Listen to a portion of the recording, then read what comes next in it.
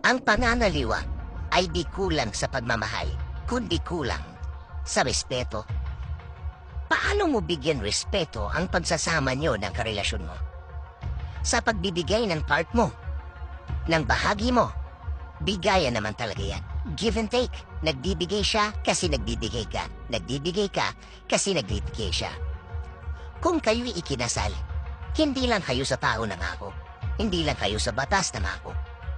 Kasama ang pamaho ninyo sa Diyos. Kasama ang sumpahan na kayo lang, walang iwanan, walang patulan sa iba. Kung pumatol ka sa iba, hindi ka kulang sa pagmamahal, kundi kulang ka sa respeto. Respeto sa pagsasama nyo na binuo nyo ng hindi sandaling oras, kundi mahabang panahon. Lahat yon tinapon mo na lang ng ganon. Ganon-ganon lang. Huwag mong gawing dahilan ang kulang ka sa pagmamahal. Dahil hindi ka kulang sa ganon. Tulad ng sabi ko, give and take.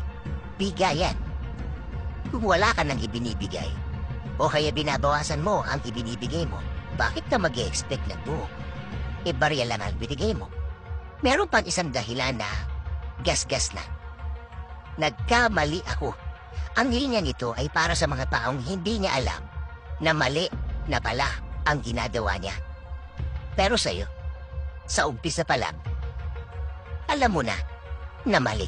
Yun nga alam, nagdesisyon kang ituloy. Ginusto mo, ginustong gusto mo. May mga moments na pwede mo nang putulin, pwede mo nang i-stop, pero sige ka pa rin. Sabi mo, bahala na, basta enjoy ka. Nag-i-enjoy ka ba sa pagtatago? Nag-i-enjoy ka ba sa pagsisikreto? Baka hindi ka na makatulog yan. Baka sa sobrang natabunan na ang konsensya mo, hindi mo na siya marinig, hindi mo na siya maramdaman. Sayang, maraming pakinabang ang konsensya. Ililigtas ka niyan sa kapahamakan o danger. Bibigyan ka niya ng sign na nasa maling sitwasyon ka. Kahit sa mga delikado, mag-iingay yan kapag mali na ang kinalalagyan mo. Yan ay kung naaalagaan mo ang iyong konsensya. Malinaw mo pang maririnig, ililid ka niyan sa tama, ililid ka niyan sa tahimik, kung saan tama ang pamumuhay. Balikan natin ang respeto sa relasyon niyo. Ang pagmamahal ay hindi dahilan para mawala ang respeto ng karelasyon mo sa'yo.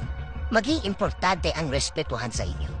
Maging minsan o madalas may away kayo, huwag niyong hayaang mawala ito. Kahit sandali. Sabi nga sa Ephesians 5:33, gayon man ay umiibig naman ang bawat isa sa inyo sa kani-kanyang sariling asawa, gaya nan sa kanyang sarili. At ang babae ay gumalang sa kanyang asawa.